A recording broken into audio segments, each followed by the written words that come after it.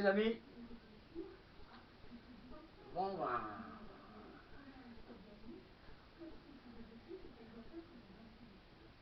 je vais vous présenter ce que j'ai acheté.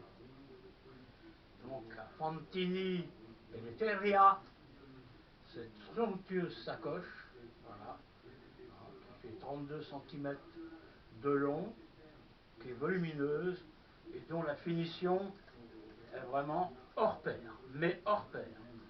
Tout est fait cousu main. Alors évidemment, le prix, moi je trouve que le prix de 164 € n'est pas, en fait, est très raisonnable par rapport à la qualité de l'objet. Voilà. Alors, de l'autre côté, il y avait une fermeture éclair. Évidemment, elle a disparu, pas complètement. J'ai donc fait un ourlet là, à part, avec de la peau que j'ai teintée et que j'ai collé et martelé. Le martelage est très important car c'est ce qui permet ensuite au collage de très très bien tenir. Voilà, pas besoin de couture. Alors par contre, la fermeture éclair et sa poche est toujours disponible, mais on ne la voit pas. Voilà. Donc, voilà. Alors pour l'ouvrir, vous avez deux là. Et hop, c'est neuf l'ouverture. On tire sur la languette et la Big Mouth, puisque tel est son nom, est ouverte. Vous voyez, c'est un très beau tissu beige qui porte le monogramme Fantini un peu partout, comme du papier peint si vous voulez. Hein, alors dedans, j'ai la bandoulière qui est livrée avec, qui était sous un étui spécial s'il vous plaît, entièrement faite à la main. J'avoue que c'est du beau boulot. Alors c'est fabriqué à Saint-Marin, la République autonome de Saint-Marin. Voilà. Avec des peaux qui sont les plus belles peaux de Toscane. Voilà. Alors moi j'ai fabriqué autre chose, c'est rien à côté, hein. Mais j'ai acheté 3 redingotes. Or, dans les redingotes, alors c'est des redingotes qui vont jusqu'aux pieds, hein. À l'époque western on appelait ça des vestes, simplement vestes. Mais à l'heure actuelle on a besoin d'avoir des papiers. Or, dans mes redingotes, il n'y a pas de poche intérieure. Donc j'ai fabriqué avec de la peau de lapin très épaisse, hein, de 2 mm et demi d'épaisseur, j'ai fabriqué un portefeuille, voilà, qui tient avec un lacet de cuir. Alors à l'intérieur il y a un tube d'aluminium, dans ce tube il y a une tige d'acier que je récupère sur les porte-manteaux quand je cherchais mes vêtements au pressing, voilà, et j'ai donc calculé la grandeur qu'il me fallait avec un lacet de cuir, et donc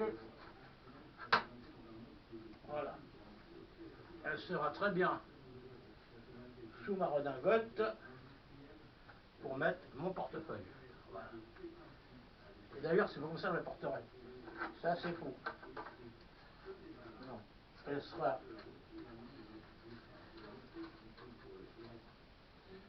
portée prise dans ma bretelle pour éviter qu'elle ne tombe sur l'épaule, comme ça, voilà. Et donc je pourrais mettre mon portefeuille comme ça. Voilà. Alors ça fait partie d'un des accessoires que je vais mettre dans ma Big Mouth. Voilà. Donc je suis vraiment très très flatté. Je l'ai montré hier à ma sœur qui a habité longtemps l'Italie. Elle m'a dit c'est typiquement italien. C'est made in copie parfaite de la Old America, puisque c'est le nom qu'elle porte. Il y en avait d'autres, beaucoup plus modernes, hein. Ça, c'était le modèle Old America. Alors, évidemment, ça me convient parfaitement. Voilà. Je referme la Big Mouth. Voilà. Et par là, on appuie ici. Voilà. Vous avez ici un petit trou qui passe au travers de la carcasse pour mettre un petit cadenas. Voilà. La Big Mouth Fantini Pelletteria. Je vais probablement mettre une peau autour que je vais coudre. La poignée me semble un petit peu faible quand même. Enfin voilà, je suis très content. Hein. Je ne sais pas si M. Doc Holliday portait la même. Ah oui, tiens, aussi au-dessous, j'ai collé avec de la colle néoprène des pastilles de caoutchouc pour éviter que le cuir ne s'appuie directement sur la surface sur laquelle je vais le poser. Ben voilà, je suis très heureux. Dites-vous bien, il y a 4 jours, je ne connaissais pas cette marque. Voilà. Bon, autre chose maintenant, en ce qui concerne, en ce qui concerne mes caricatures. Alors évidemment, elles sont faites pour vous faire, elles sont faites pour vous faire rigoler. Pourquoi? Si je fais des nanas habillées, ça n'a rien de drôle. Disons, quand il y a une nana à poil, puis un mec qui bande, qui prend un coup de poing dans la gueule, ça fait rigoler tout le monde. Enfin, certains peut-être pas. Voilà, alors j'en mettrai comme ça de temps en temps. C'est uniquement pour vous faire rigoler. Uniquement, uniquement. Comme ce que je porte sur la tête, qui est un seau à champagne, que j'ai transformé avec mon décapeur thermique en chapeau haute forme. Voilà. Je peux vous dire que il en a contenu des bouteilles de champagne, celui-là. Alors j'ai mis une bande de cuir à l'intérieur, très confortable, une plume d'aigle, voilà, et me voilà parti pour faire ma tournée avec ma Big Mouse. Et mon grand manteau noir, évidemment. Voilà les amis, bah écoutez, je vous souhaite une bonne journée. Il fait encore un temps dégueulasse, comme d'habitude. Bah, faut prendre son parti, c'est tout, après il fera beau. Bon, bah écoutez, je vous souhaite une bonne journée. Et puis je vais aller éteindre, comme d'habitude, la caméra qui est là par... hop, voilà.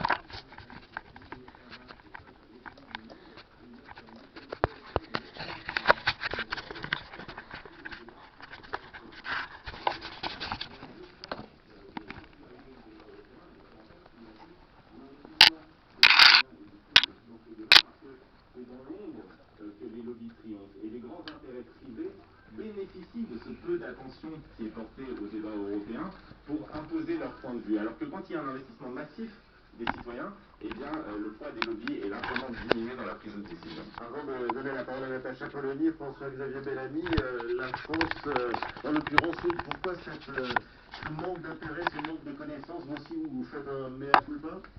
Moi, je crois pas que les Français n'aient pas d'intérêt pour l'Union européenne. Natacha Polony, vous le rappeliez à l'instant, beaucoup de débats présidentiels se sont joués autour de questions européennes.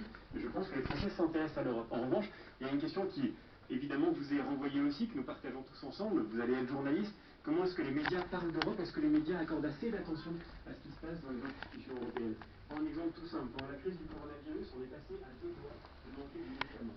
Nathalie Colossaille, qui est ici, est parlementaire, une des spécialistes de la question de l'industrie pharmaceutique, de reconstruire les politiques pharmaceutiques européennes.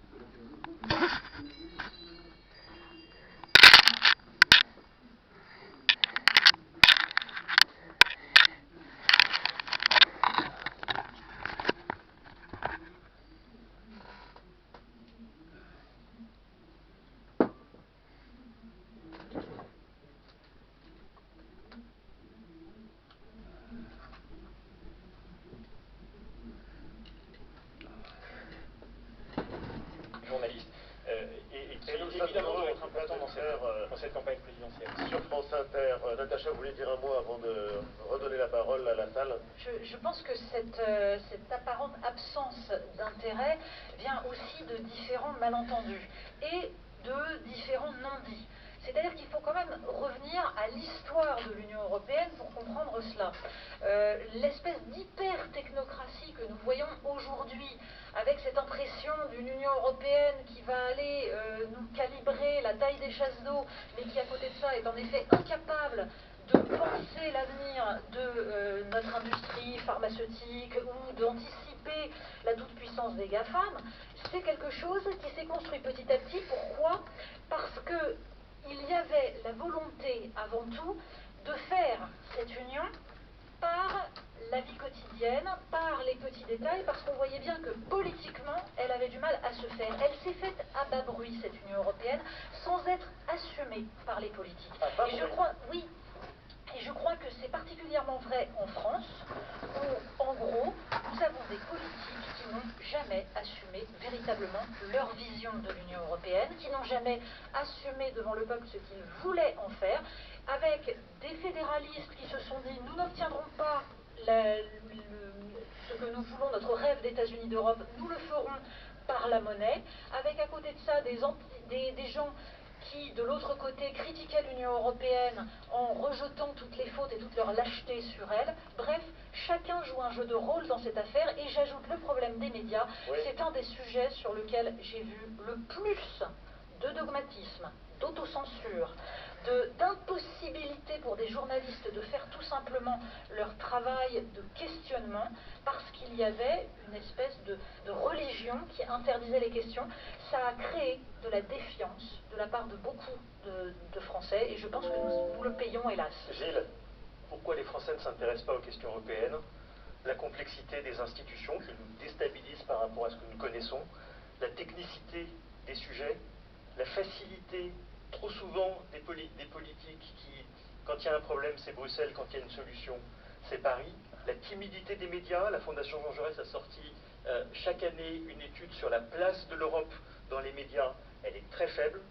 Est-ce que c'est vrai malgré tout le temps? Non. Lorsqu'il y a un enjeu, et on l'a vu lors des 2 référendums, eh bien les Français sont venus massivement voter, ceux de 1992 en 92, ceux du traité constitutionnel européen en 2005. Mais nos invités ne pouvaient pas voter. En 2005, c'était le cas. Mais... J'ai regardé en 1992, je crois que vous aviez 7 et 12 ans, ce qui ne m'a pas rajeuni. Mais pour ceux qui pouvaient aller voter, ils sont venus massivement voter. Donc quand il y a un enjeu, les Français s'intéressent à l'Europe. Toujours ici, au premier étage de la mairie de Metz, une question de Stéphane Martalier. Ici, bonjour et merci d'être avec nous. Bonjour, merci de votre présence à Metz. Vous êtes membre de l'association pour une renaissance européenne en Moselle. Oui, tout à fait. Alors ma question s'adresse aux 2 invités. L'Union européenne a fait la démonstration de sa solidarité en prenant à sa charge la commande de vaccins pour l'ensemble de ses membres. Comme on en fait la preuve, je dirais, au quotidien en accompagnant les collectivités locales dans leurs projets. Aussi, quelle avancée dans la construction européenne appelez-vous de vos voeux en ce début d'année, puisque c'est la période des vœux, mais quelle est la brique concrètement qu'il faudrait ajouter pour améliorer l'Union? François-Xavier Bellamy. Il y a beaucoup de choses à faire. Je citerai seulement un point sur lequel on se bat et qui me paraît vital,